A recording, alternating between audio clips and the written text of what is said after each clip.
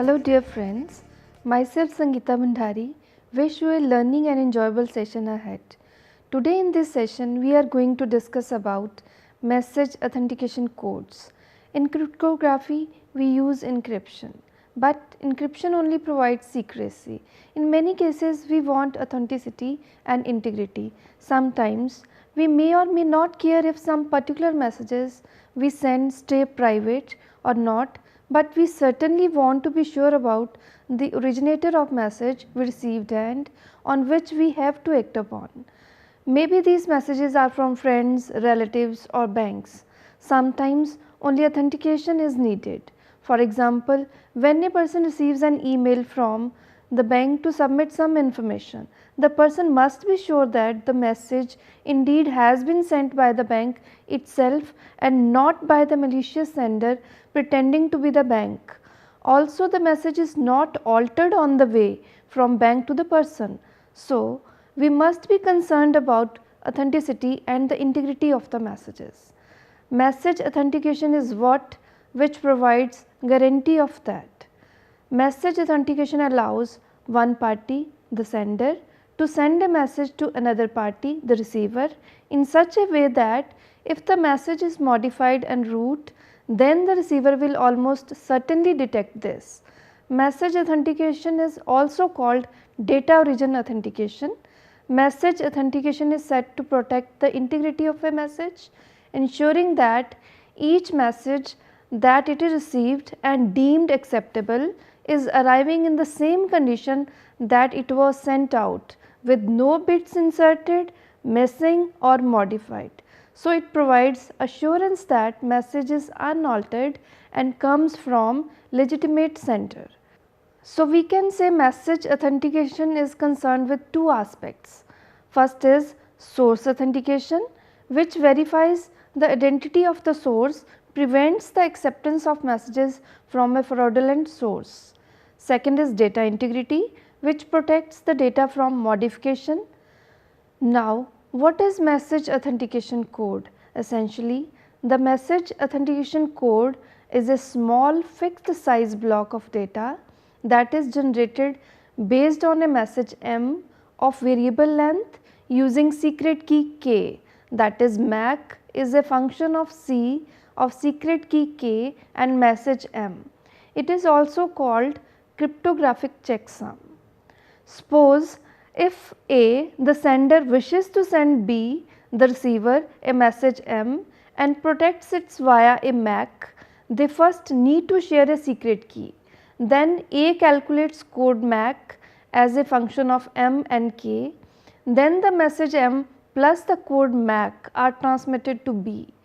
B performs the same calculation on M using K to generate a new code MAC. The received code MAC is compared to the calculated code MAC dash to verify the data integrity. As only A is able to generate MAC, source authentication is also achieved. MACs can also be used to provide confidentiality. Figures 1 and 2 on the screen illustrate how to provide confidentiality and authentication simultaneously using MAC. Note that two different keys need to be used. MAC can be computed either before or after encryption as shown in figure 1.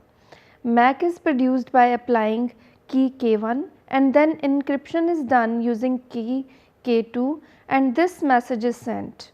On receiver side, message is decrypted using the key K2 and then K1 key is applied to generate MAC.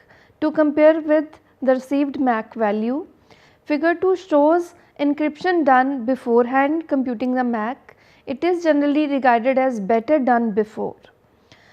MAC algorithms are designed to produce matching MACs only if the same message, secret key and initialization vector are input to the same algorithm. After learning what is MAC and its structure used to authenticate messages, we can summarize its properties as shown. First property is cryptographic checksum. A MAC is a cryptographic checksum which condenses a variable length message M using a secret key to a fixed sized authenticator. Second, symmetric. MACs are based on secret symmetric keys. The signing and verifying parties must share a secret key. Third property is arbitrary message size and fixed output length. MACs accept messages of arbitrary length and generate fixed size authentication tags. Fourth one is many to one function. Just like hash, MAC is a many to one function, which means that potentially many messages have same MAC, but finding these messages just by knowing the MAC is very difficult. It is infeasible to find another message with the same MAC. Fifth property is uniformly distributed. MACs should be uniformly distributed so that be totally random and should depend equally on all bits of the message, so that if any bit of the message change, the MAC should change. Sixth one is message integrity. MACs provide message integrity. Any manipulations of a message during transit will be detected by the receiver. Message authentication. The receiving party is assured of the origin of the message. Eighth property is no non-repudiation. Since MACs are based on symmetric principles, they do not provide non-repudiation. We wish to emphasize that the message authentication problem is very different from the privacy problem. Now, let us move on to various types of MAC algorithms. When it comes to MAC algorithms, one can have many choices. CBC MAC, CMAC, PMAC, etc. are some MAC algorithms that rely on block ciphers. Another type is hashed MAC. Let us discuss about HMAC first. HMAC is a mechanism for message authentication using cryptographic hash functions. HMAC can be used with any iterative cryptographic hash function, that is MD5, SHA1 in combination with the secret shared key. The cryptographic strength of HMAC depends on the properties of the underlying hash function. HMAC is a popular MAC used in many practical protocols such as transport layer security. There are many motives behind using hash cryptographic functions for using them with message authentication code. The main goals behind the construction of HMAC are to use without modifications available hash functions, in particular hash functions that perform well in software and for which code is freely and widely available. Second goal is to preserve the original performance of the hash function without incurring a significant degradation. Next goal is to use and handle keys in a simple way. Another goal is to have a well understood cryptographic analysis of the strength of the authentication mechanism based on reasonable assumptions on the underlying hash function. Next goal is to allow for easy replaceability of the underlying hash function in case that faster or more secure hash functions are found or required. Different type of HMACs can be generated by using different kinds of hash functions. Current candidates for such hash functions include SHA1, that is secure hash algorithm, MD5, that is message digest. These different realization of HMAC will be denoted by HMAC SHA1, HMAC MD5, HMAC RIP EMD, etc.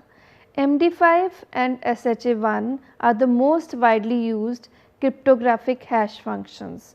MD5 has been recently shown to be vulnerable to collision search attacks. However, SHA1 appears to be a cryptographically stronger function. To this date, MD5 can be considered for use in HMAC for applications where the superior performance of MD5 is critical. The structure of HMAC is specified in RFC 2104. The definition of HMAC requires a cryptographic hash function which we denote by H and a secret key K. We assume H to be a cryptographic hash function where data is hashed by iterating a basic compression function on blocks of data. We denote by B the byte length of such blocks. B can be equal to 64 for all the above mentioned examples of hash functions, and by L the byte length of hash outputs, that is L is equal to 16 for MD5, L is equal to 20 for SHA1 algorithm. The authentication key K can be of any length up to B, the block length of the hash function.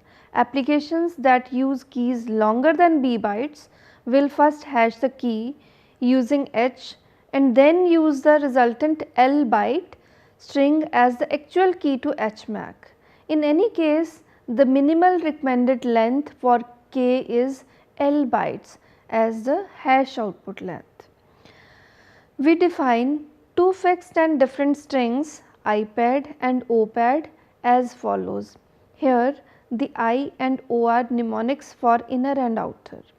IPAD is equal to the byte hexadecimal 36 repeated B times, which makes bit pattern like 00110110 repeated B times, which is binary equivalent of hexadecimal value 36, and OPAD is equal to the byte hexadecimal 5C repeated B times, which makes bit pattern like 0101100 repeated B times, which is binary equivalent of hexadecimal value 5C.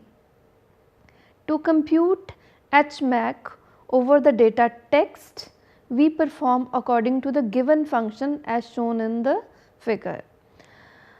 In step 1, here it is shown that in first step we append zeros to the end of K to create a B byte string, that is, if K is of length 20 bytes and B is equal to 64, then K will be appended with 44 0 bytes.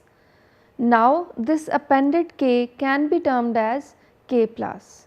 Then XOR, that is bitwise exclusive OR the B byte string, that is K plus the appended key computed in step 1 with IPAD.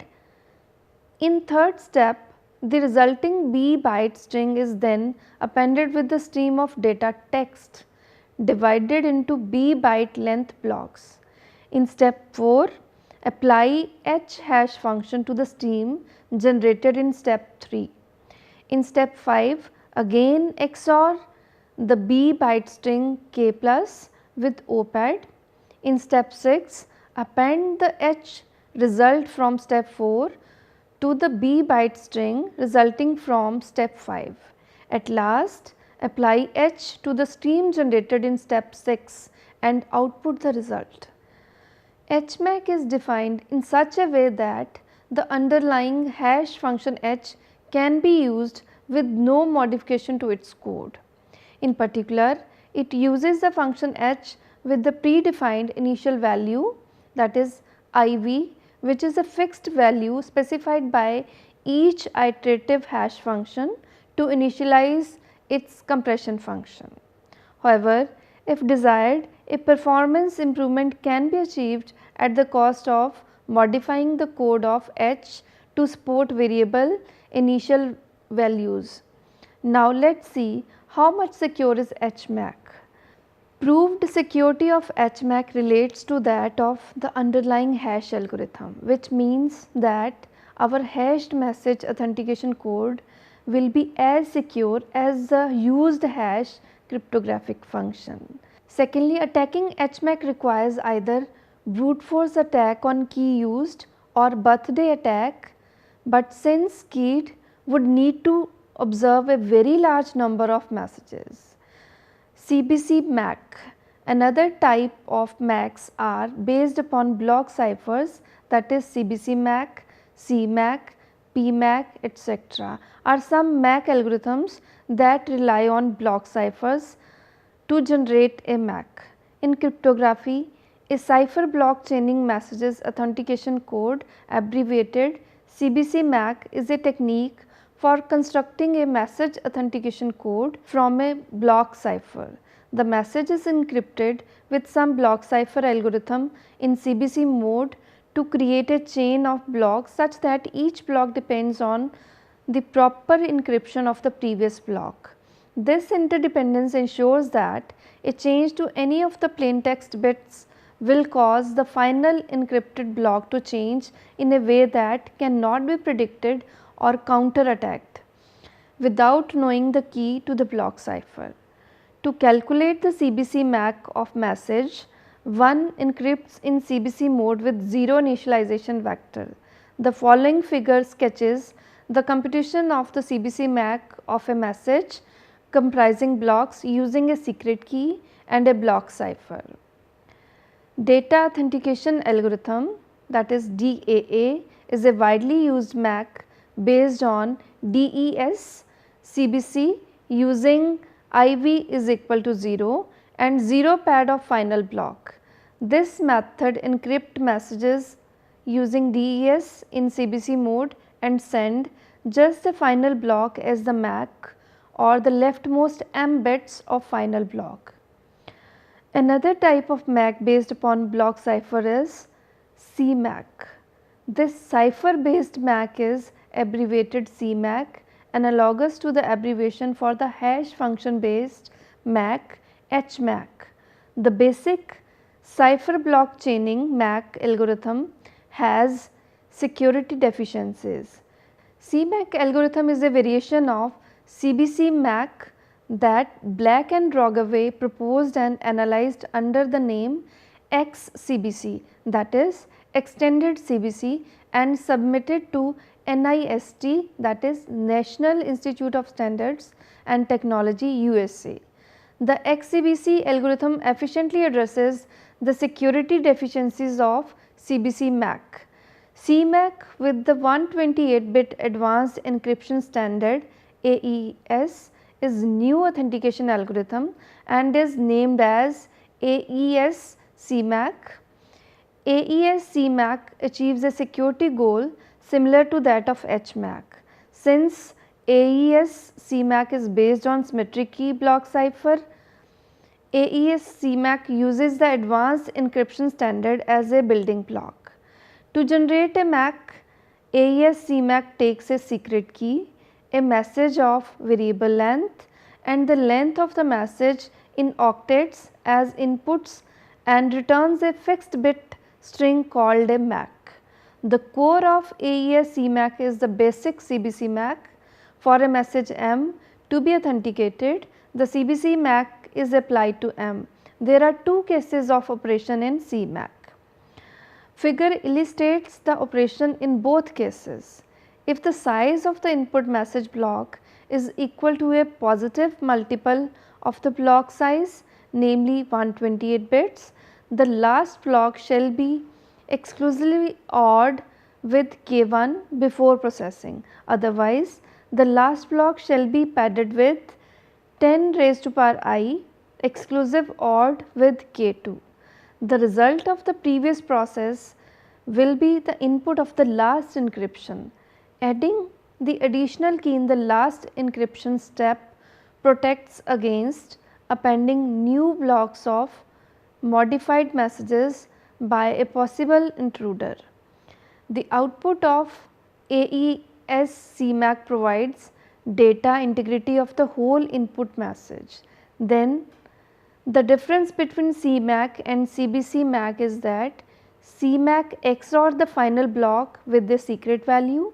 You could call it a tweak derived from the key before applying the block cipher. This ensures that the final block is treated differently from the other blocks. Additionally, the MAC algorithm can deliberately combine two or more cryptographic primitives so as to maintain protection even if one of them is later found to be vulnerable.